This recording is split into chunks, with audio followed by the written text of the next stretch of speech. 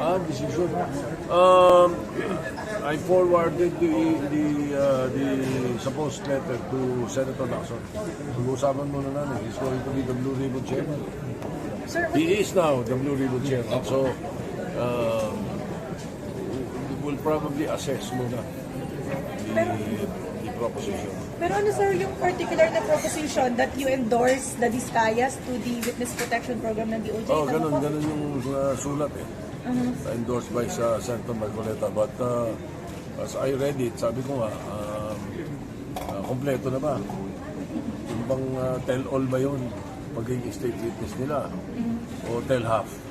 Sir, what do you think about yung mga kandidato lang itong nakarang eleksyon na tumanggap ng campaign funds mula sa mga government contractors?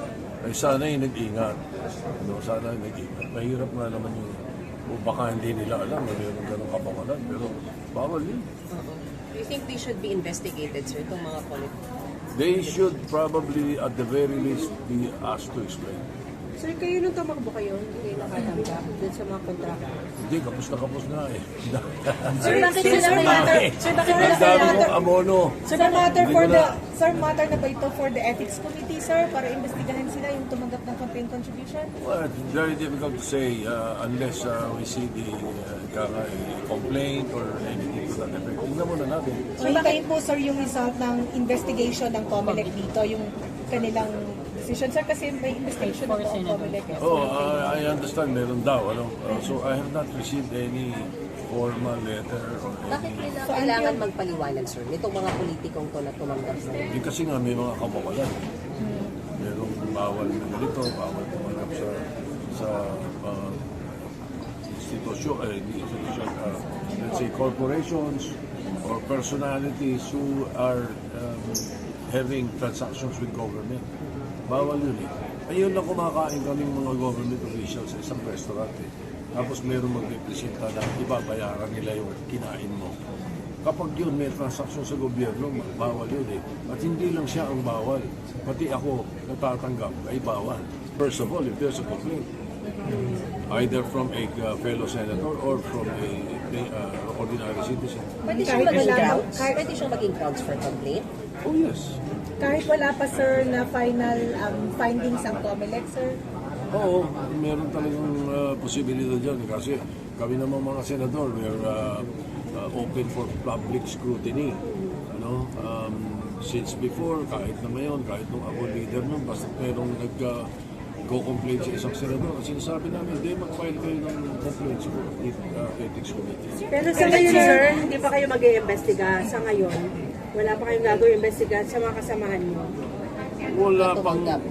Wala pang dumarating na ganun complaint sa amin except for yung mga testimony. Yung testimony, we will have to verify first.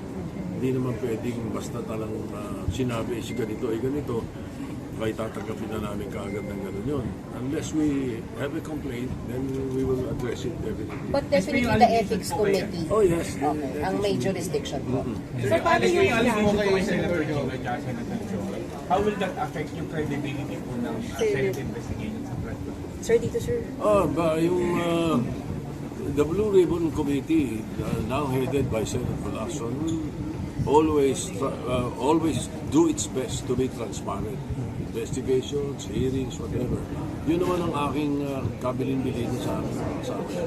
We have to be balanced, we have to be transparent, and we have to be sincere in our work. Kailangan ba sila Does it mag-inhibit? affect yung image ng Senate na may yung image ng Senate, is it affected dun sa dalawang sinasabing nakatanggap ng kickback? Di umano. Kaya nga, ito makakasira sa reputasyon ng hindi lang ng Senado, kundi sila mismo na mga pinapangalanan. Kaya magandang harapin ito. Magandang i-explika or harapin yung mga aligasyon.